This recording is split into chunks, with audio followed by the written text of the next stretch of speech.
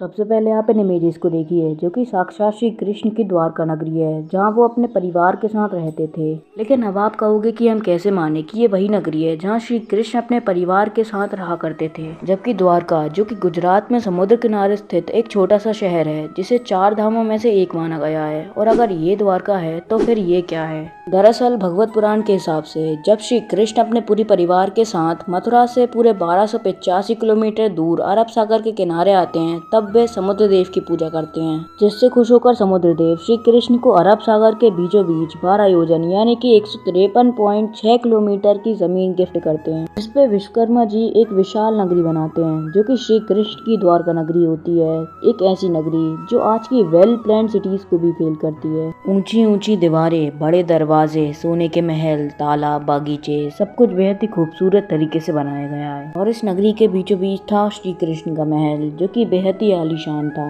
और जब श्री कृष्ण की मृत्यु हुई तो पूरी द्वारका नगरी समुद्र में समा गई। चलिए अब आपकी द्वारका की कंफ्यूजन को भी दूर करते हैं। दरअसल द्वारका को 2 हिस्सों में बांटा गया था, एक द्वारका और दूसरा बीट द्वारका। द्वारका वो है जो समुद्र किनारे स्थित एक छोटा सा शहर है और बीट द्वारका वो है जो समुद्र के बीचों बीच बसी एक आलीशान नगरी है जिसे श्री कृष्ण ने बनवाया था, जो कि उनकी मृत्यु के बाद समुद्र में समा गई थी। आज तक तो बीट द्वारका को सिर्फ पौराणिक ग्रंथों में वर्णित एक काल्पनिक नगरी माना जाता था, क्योंकि हमारे पास इससे रिलेटेड कोई प्रूफ भी नहीं था जो हम इस आलीशान सी नगरी को असली साबित कर पाए। लेकिन 1930 में अरब सागर में खोज की गई और इस दौरान बीट द्वारका के कई अवशेष मिले। फिर जब 1963 में इस आइलैंड पर खुदाई की गई तो कई पुरानी मूर्तियां और आर्टिफैक्ट हाथ लगे। फिर कई इंटरेस्टिंग थ्योरीज सामने आई जो इस बात का प्रूफ थी कि श्री कृष्ण अपने परिवार के साथ बीट द्वारका में रहा करते थे। लेकिन कहानी में ट्विस्ट तो तब आया जब आर्कियोलॉजिस्ट एस.आर. राव और उनकी टीम ने इस मिशन को कंप्लीट करने का बेड़ा उठाया। 1983 में उनकी टीम ने समुद्र के अंदर खोज करना शुरू किया।